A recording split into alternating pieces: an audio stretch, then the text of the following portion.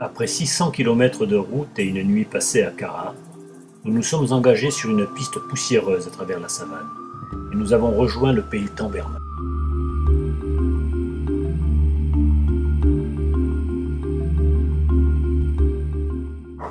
La région Tamberma, située au nord-est du pays, est aujourd'hui inscrite au patrimoine mondial de l'UNESCO. Le peuple Tamberma, qui signifie « bon maçon » ou bien encore « les vrais architectes de la terre », est installé de part et d'autre de la frontière Bénin-Togo. Ils vivent de la chasse et de l'agriculture, mais les récoltes sont bien maigres et les besoins immenses. Leurs habitations particulières, tata, sont faites en banco et sont conçues comme de véritables petits fortins ne comptant qu'une seule ouverture. Il s'agit là d'un habitat guerrier. Les Tambermas sont très chaleureux et particulièrement accueillants. Ils sont restés accrochés à leur tradition et à leur mode de vie.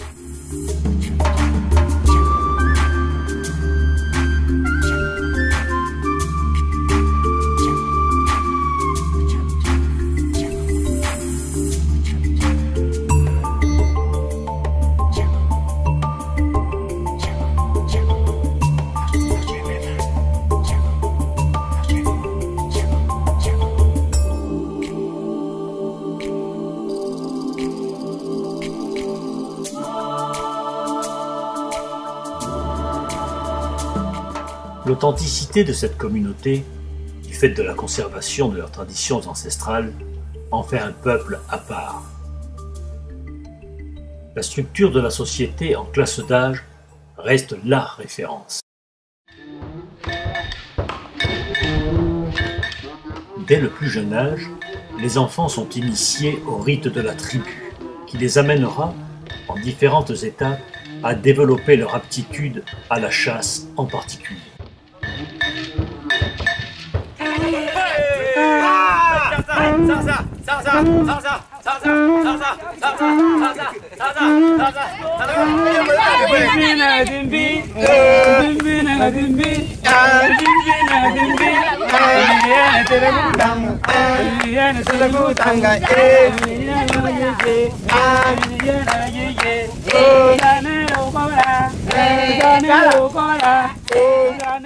Après avoir franchi la frontière du Bénin et dormi à Latitangou, nous voilà enfin dans la plaine de la Pendjari. Cette réserve naturelle s'étend sur le Burkina Faso, le nord-ouest du Bénin et le Niger, et est inscrite à l'UNESCO sur la liste mondiale des réserves de biosphère. Le parc, étendu sur 266 000 hectares, est une véritable mosaïque de savane et de forêt.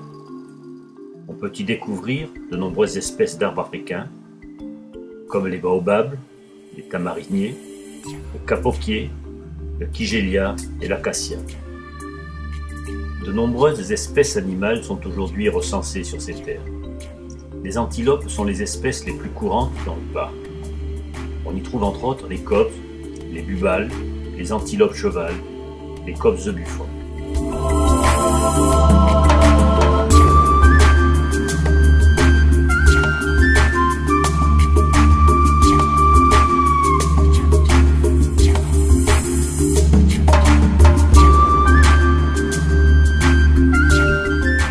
C'est bien sûr au point d'eau que tous ces animaux se retrouvent à tour de rôle pour venir s'abreuver.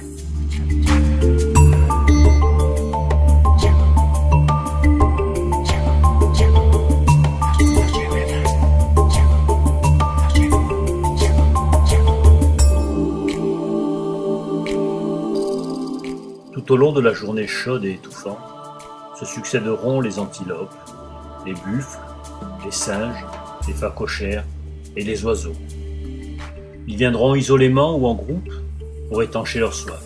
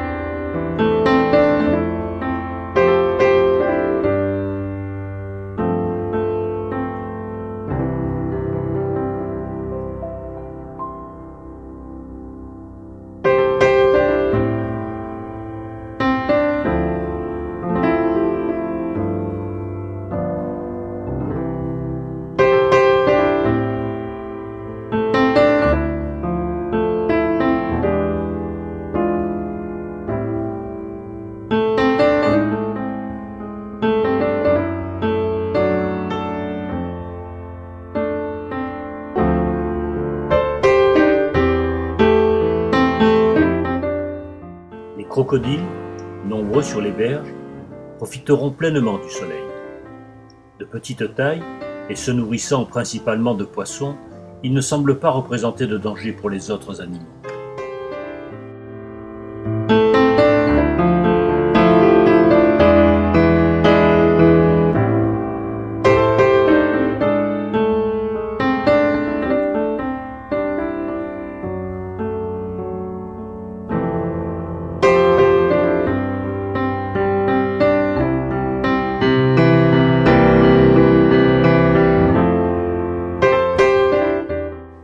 Les oiseaux aussi sont omniprésents. Nous en voyons de toute taille, et ils ne semblent pas particulièrement inquiets par leur entourage, sûrs visiblement de l'efficacité et de la vitesse de leur envol.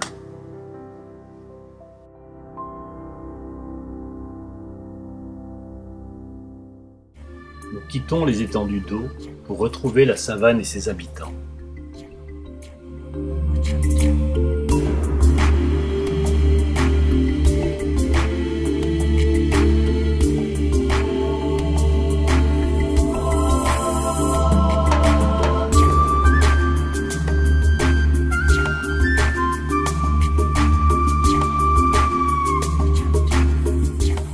Les familles de singes offrent toujours un spectacle étonnant et agréable à observer.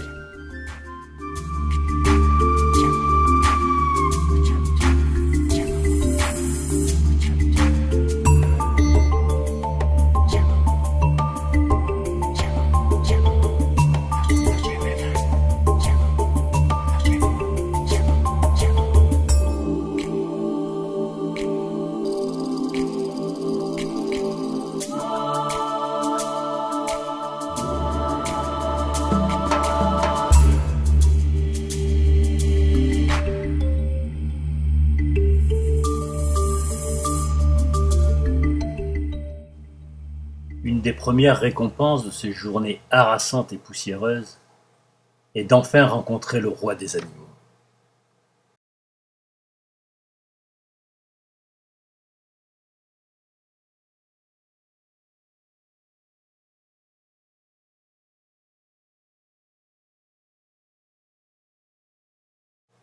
Les lions de cette région n'arborent pas la magnifique crinière dont sont parés leurs cousins du sud de l'Afrique.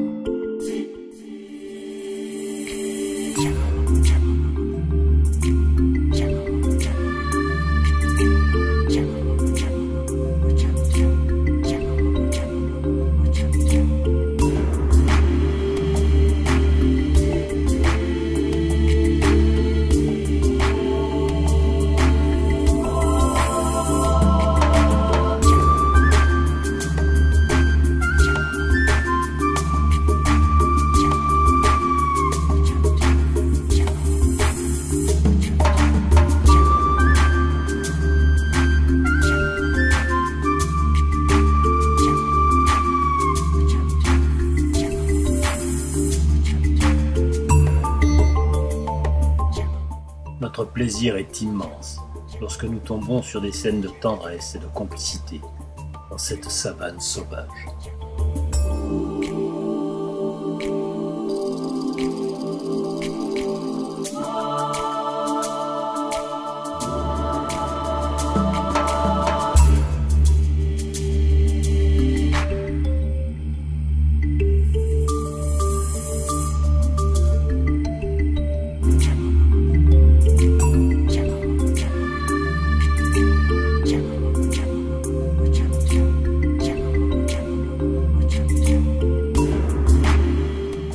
Enfin, ils sont là.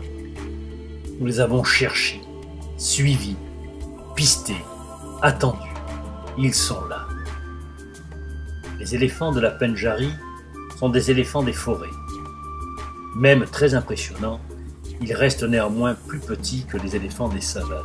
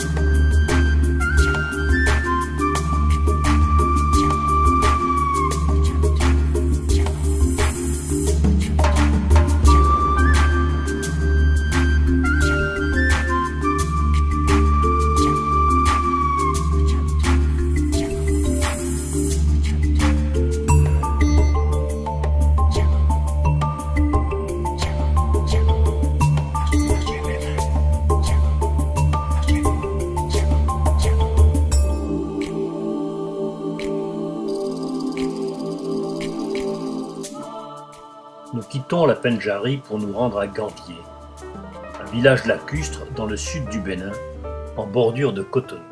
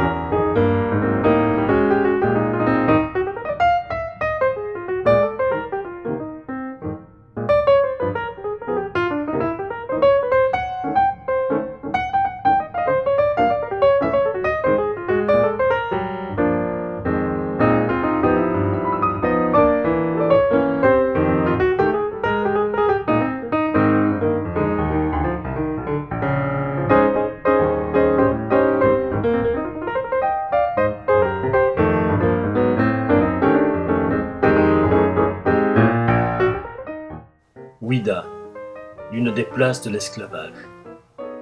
De là sont partis pour ne jamais revenir des milliers d'esclaves en franchissant la porte du non-retour.